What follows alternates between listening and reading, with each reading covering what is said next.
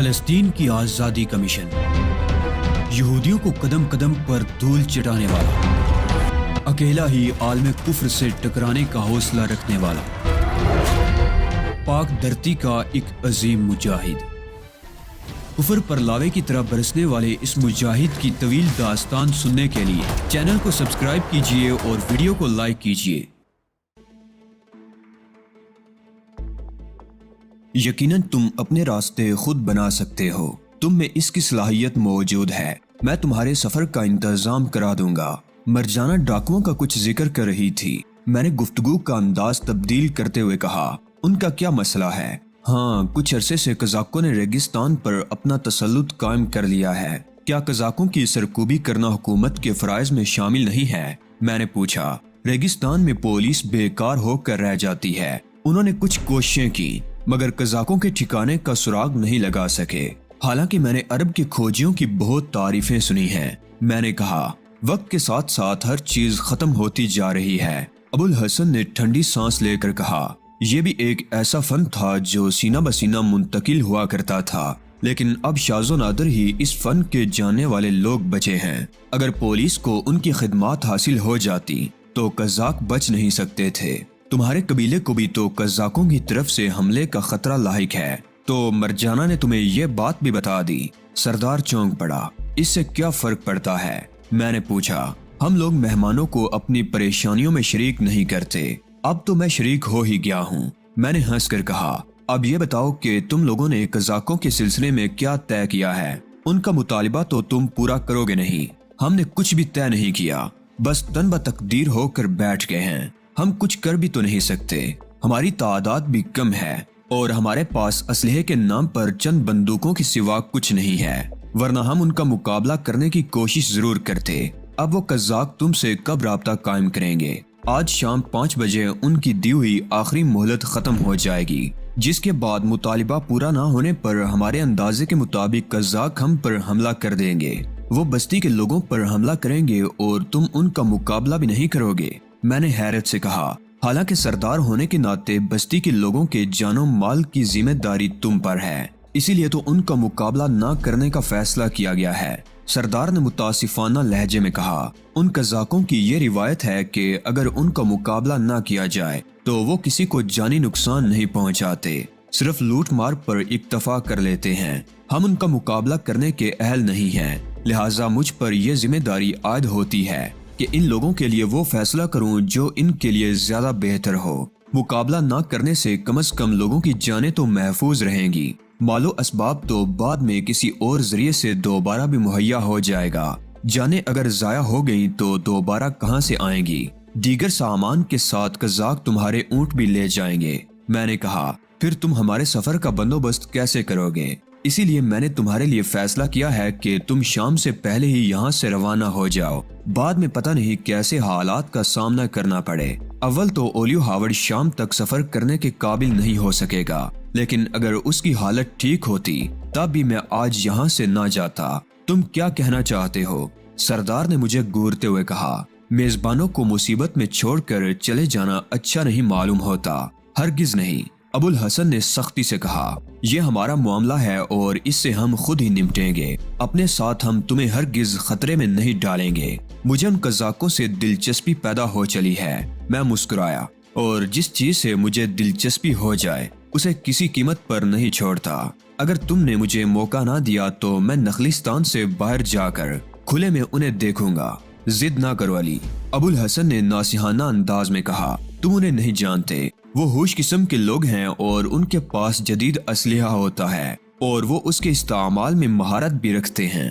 تم تنہا ہو ان کا مقابلہ نہیں کر سکو گے۔ پھر تمہاری زندگی بہت قیمتی ہے۔ تمہاری زندگی کا ایک بڑا مقصد ہے۔ تمہیں ایسے چھوٹے موٹے معاملات میں پھنس کر اپنی زندگی خطرے میں نہیں ڈالنی چاہیے۔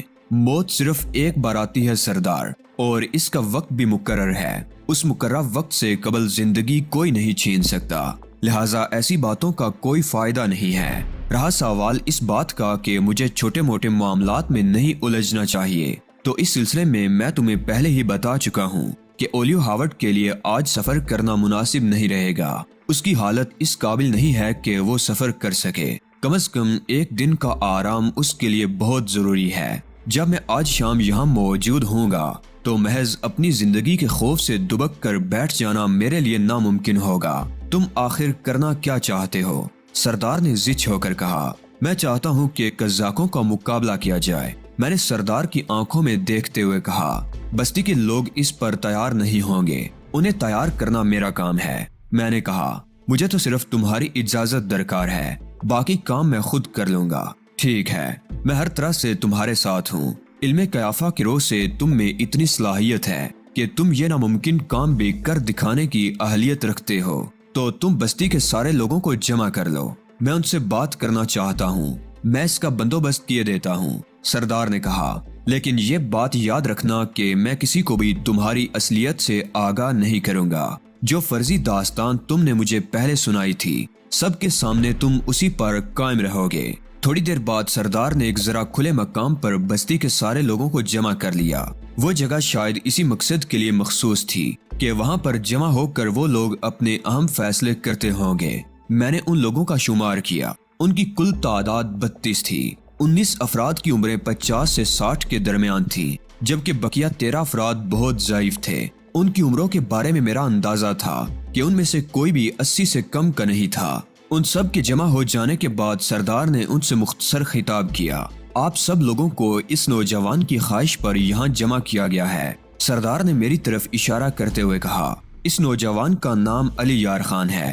اس کی کہانی آپ سب کے علم میں آ چکی ہوگی۔ میں اس کے بارے میں آپ سے صرف اتنا کہوں گا کہ میرے تجزیے کے مطابق یہ بہترین قائدانہ صلاحیتوں سے مالا مال ہے، اور اگر یہ ہمارے لیے کچھ کرنا چاہتا ہے تو میں اسے محض قبیلہ جراتا کی خوش نصیبی قرار دوں گا۔ میں ان کی صلاحیتوں پر اپنے مکمل اعتماد کا اظہار کرتا ہوں۔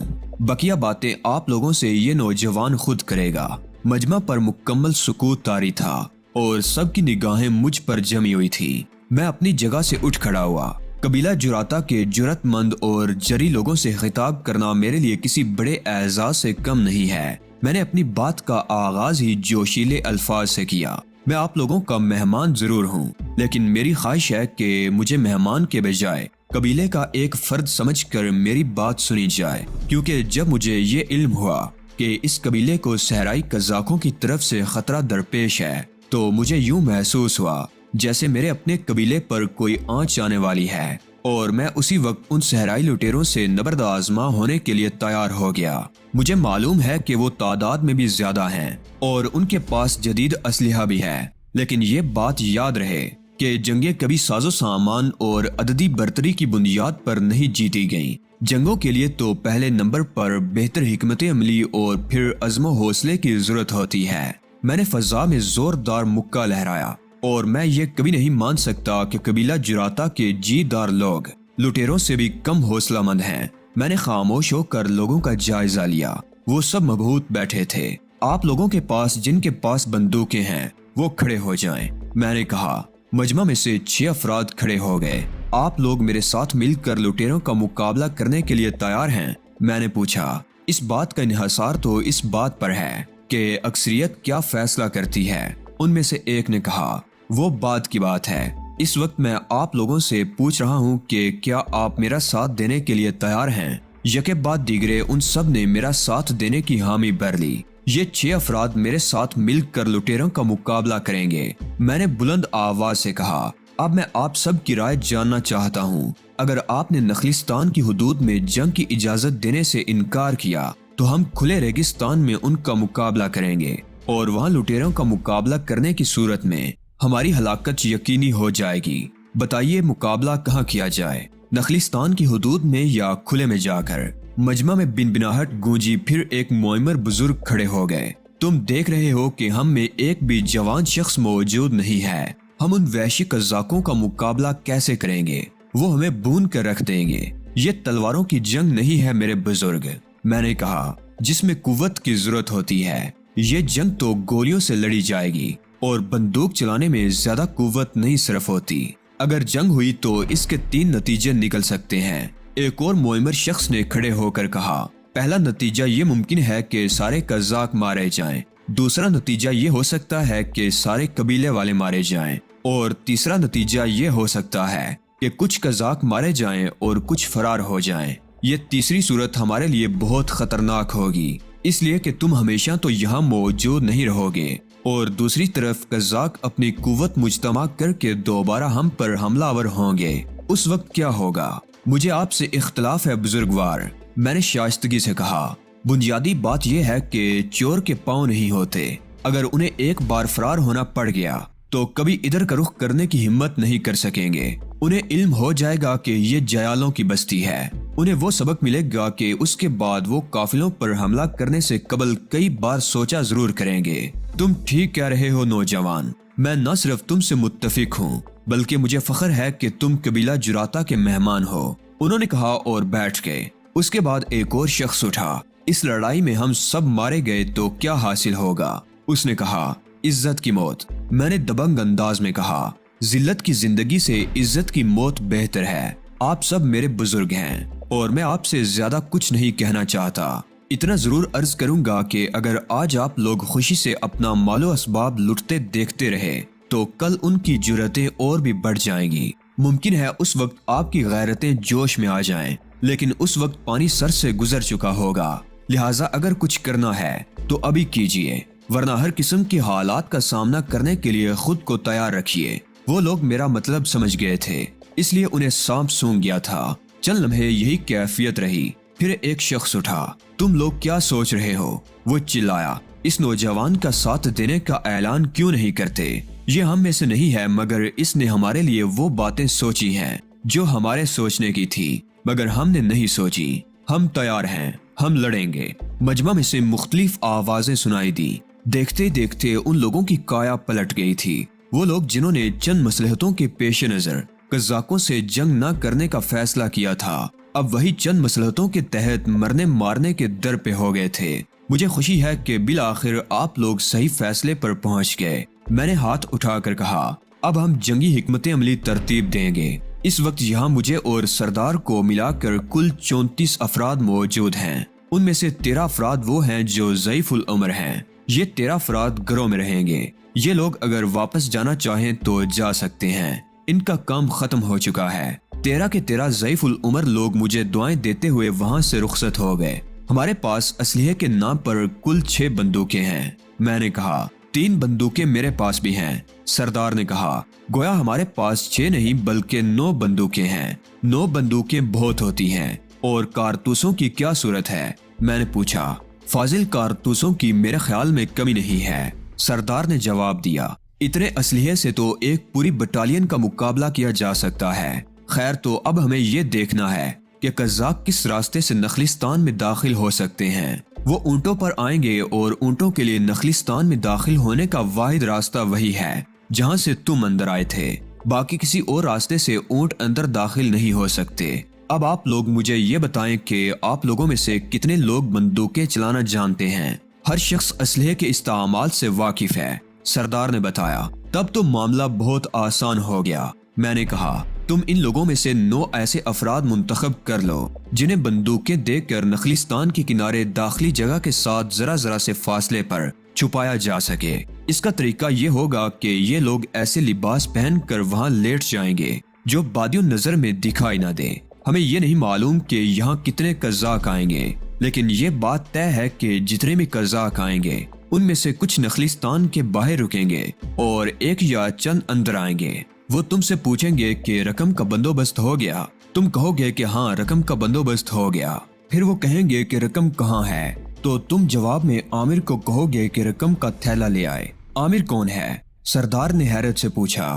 کوئی بھی نہیں ہے، یہ میرا فرضی نام ہوگا۔ تم باہر ہوگے اور میں جھونپڑی کے اندر ہوں گا۔ جب تم عامر سے رقم کا تھیلا لانے کو کہو گے تو میں ایک تھیلا لیے ہوئے باہر نکلوں گا جس میں کپڑے بھرے ہوئے ہوں گے۔ قزاق یہ دیکھ کر خوش ہو جائیں گے کہ رقم ان کے ہاتھ آنے والی ہے۔ اس کے بعد میں موقع دیکھ کر پہلا فائر کروں گا اور اس کے ساتھ ہی درختوں کے ساتھ چھپے ہوئے مسلح لوگ نخلستان کے باہر موجود قزاقوں پر فائر کھول دیں گے۔ اگر نخلستان کے اندر آنے والوں کی تعداد 6 تک ہوئی تو میں تنہا ہی ان سے نمٹ لوں گا، لیکن اگر یہ تعداد زیادہ ہوئی تو تمہارے آدمیوں کو پہلے اندر والوں کا خاتمہ کرنا ہوگا، اس کے بعد وہ باہر والوں پر توجہ دیں گے۔ انہیں ایک بات کا اور خیال رکھنا ہوگا کہ ان کے سرغنہ پر جس کے بارے میں مشہور ہے کہ وہ ہمیشہ نقاب پہنے رہتا ہے کوئی فائر نہیں کرے گا، اس کے اونٹ کو نشانہ بنانا ہوگا، میں اسے زندہ گرفتار کرنا چاہتا ہوں۔ تم لوگوں نے علی کی باتیں سمجھ لی ہیں؟ ابو الحسن نے ان سے پوچھا۔ ہم سمجھ گئے، سب نے بیک کا آواز کہا۔ اب آپ لوگ میرے ساتھ آئیے، میں تفصیل سے آپ کو سب کچھ سمجھا دوں۔ میں نے کہا، میں ان لوگوں کو ساتھ لے کر نخلستان کے سرے پر گیا، جہاں میں نے انہیں ایسے مقام دکھائے جہاں پر انہیں پوزیشنیں لینی تھی۔ کافی دیر تک میں انہیں تفصیل سے ہر بات سمجھاتا رہا۔ پھر میں نے ان سے کہا کہ وہ جا کر کھانا وغیرہ کھائیں اور شام 4 بجے پھر یکجا ہو جائیں۔ تم نے بہت بڑا کارنامہ کیا ہے علی۔ ان لوگوں کے جانے کے بعد ابو الحسن نے مجھ سے کہا، ابھی میں ایک اور کارنامہ کرنے والا ہوں۔ میں نے کہا، مجھے زبردست بھوک لگ رہی ہے، میں کھانا کھاؤں گا۔ اوہو، مجھے افسوس ہے، سردار نے شرمندہ لہجے میں کہا، تمہیں واقعی سخت بھوک لگ رہی ہوگی، آؤ کھانا کھا لیں۔ تم چلو سردار، میں ذرا چشمے پر سے ہاتھ دھو آؤں۔ ان سب چکروں میں دن کا 1 بج گیا۔ میں چشمے پر پہنچا تو وہاں مرجانہ موجود تھی۔ اس نے مجھے بڑی تیکھی نظروں سے دیکھا۔ تم کیا کرتے پھر رہے ہو علی؟ سنا ہے تم نے بستی کے مردہ لوگوں میں روح پھونک دی ہے۔ میں نے انہیں چند حقائق سے آگاہ کیا تھا سیدہ مرجانہ، بس اس کے بعد وہ خود ہی لڑنے کے لیے تیار ہو گئے۔ تم بہت چالاک آدمی ہو علی، مرجانہ نے ہنس کر کہا، لیکن مجھے خوشی ہے کہ تم نے ایک بڑا کارنامہ کیا ہے۔ کاش میں بھی اس جنگ میں حصہ لے سکتی۔ جب تک میں زندہ ہوں سیدہ مرجانہ، یہ ناممکن ہے۔ لڑائی بڑائی عورتوں کا کام نہیں ہے۔ مرد اپنی ذمہ داریوں سے منہ موڑنے لگیں تو پھر عورتیں ہی انہیں سر انجام دینے کے لیے آگے آیا کرتی ہیں۔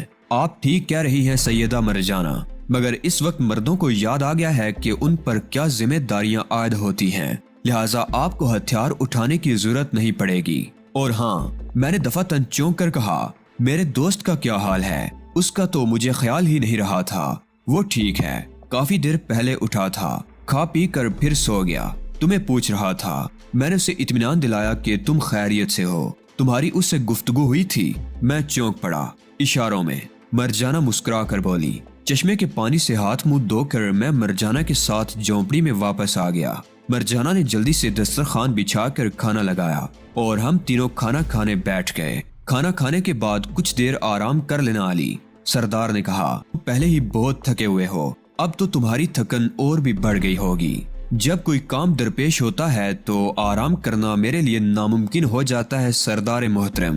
میں نے کہا، تم مجھے سردار محترم مت کہا کرو، مجھے شرمندگی ہوتی ہے۔ کاش میں تمہارا ادنا خادم ہوتا تو مجھے اس پر زیادہ فخر ہوتا۔